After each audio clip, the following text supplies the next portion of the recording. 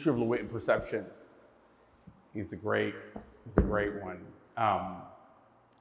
He makes a distinction between the conceptual versus the perceptual, right? So artwork that's made to appeal to the eye, he considers a perceptual art, as opposed to an art of that's based around, built upon an idea, as being conceptual. But with respect to conceptual versus perceptual, to me, with the spinners, it then goes to, it's not so much conceptual versus perceptual, but conceptual versus the physical, right? Yeah. In very direct, unmediated fashion, right? The body, and that's what I kind of really appreciate about the piece. Again, it's like, in talking about it, is this really awkward cocktail. It's more like banging two things together that then produces thought. So this is still a learning experience for me. So I wanted to ask, would the idea of this trick fit the definition of conceptual art if I'm thinking of executing in the same way, or if I have the instructions for executing the trick in the same way?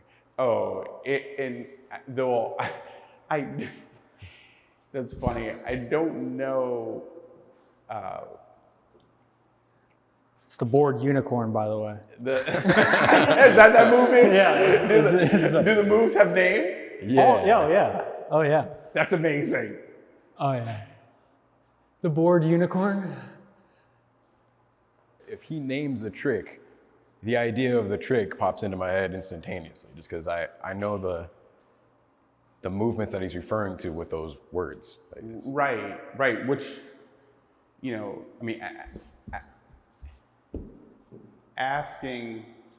my question for you guys would be, how much do you consider yourselves dancers? Ooh. Yeah, and so dance as the primacy of dance, as the mode of expression, right? Yeah. Versus these are moves. If we were to say, okay, let's do the electric slide. Well, we know the moves, Yes, right? It is a my dance. God. So it's not like I can't say, it's like numbers are not mathematics. It's like, well, are moves dance? It's like sometimes yes, sometimes no.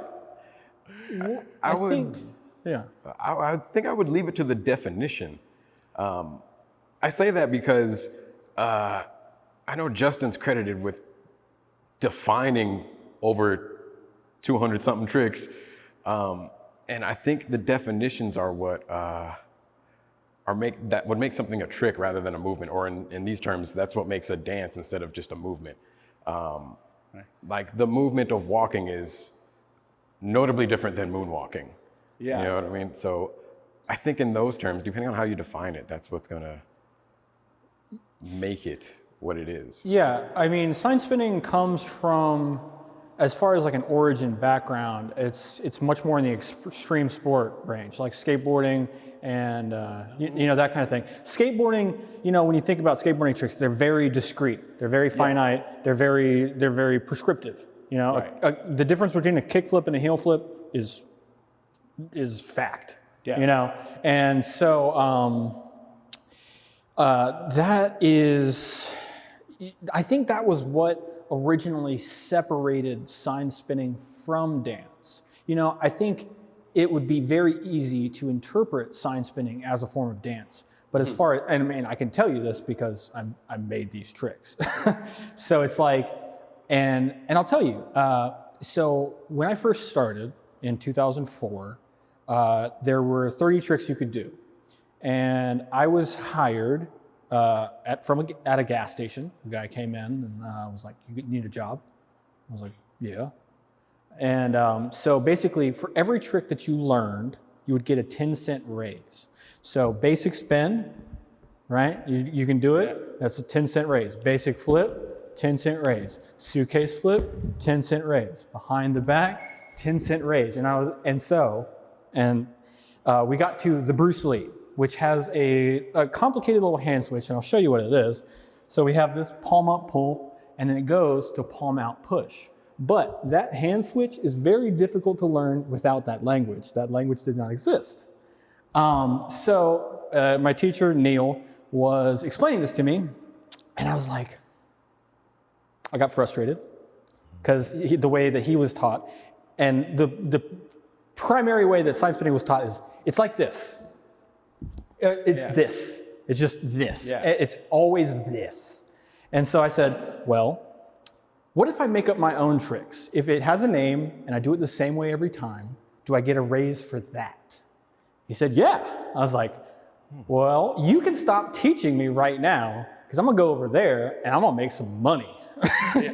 You know, so it was like, you know, and it just moved on from there. You know, you got your suitcase flare and your suitcase flick and your suitcase flop and your suitcase floop and all of those different things. And I was just like really gaming it out. How many different behind the backs can you do? Let's do behind the back no handy. And let's do all these different like things. And so that initial, what is called the tincentive, right, was me. And I saw that and I was like, there was 30 tricks. Me and 4 or 5 of my friends from North Carolina took it from 30 to 90 in like the course of a couple months. Then emailed the CEO and was all like, so how about that raise? He's like, you don't know 90 tricks. I'm coming down to Raleigh right now. And we were like, oh yeah, you want to see this? Here we go. And he's like, no, you did not just do that. And that's when the whole thing just opened up. It was like, oh, anything can be done and it can be named. And if you can catch it once, you can catch it twice. And that's where it all opened up. And you know, we grew up with Tony Hawk Pro Skater. I think that's a very common thread in sign spinning, is that video game specifically. And it's like, you get it, because it's this combination. It's up in X, it's left in X, it's right in X. So it's like, okay, this is a no handy, and this is a reverse no handy, and this is a fakey no handy. And it's like all of these slight variations and contradictions and just like contrary approaches to all of these different things is what took this chunk and just poof, big bang. And so now 500 probably, when did we stop counting?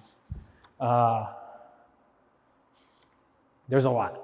Oh, that's there's a lot. But I love the idea that naming and codification, Yeah. that you took it upon yourself. Oh yeah. To say, okay, let's how many, you know, let's actually codify, which is very interesting as a basis for it to be considered conceptual, right? With the naming aspect of it, right? This is like reproducible and knowable, named, categorizable. So, which would then, you know, the idea that numbers are not mathematics, but at the same time, like, is it expressive? Does it function? Are the tricks a kind of language? I'd say yes. 2, 1.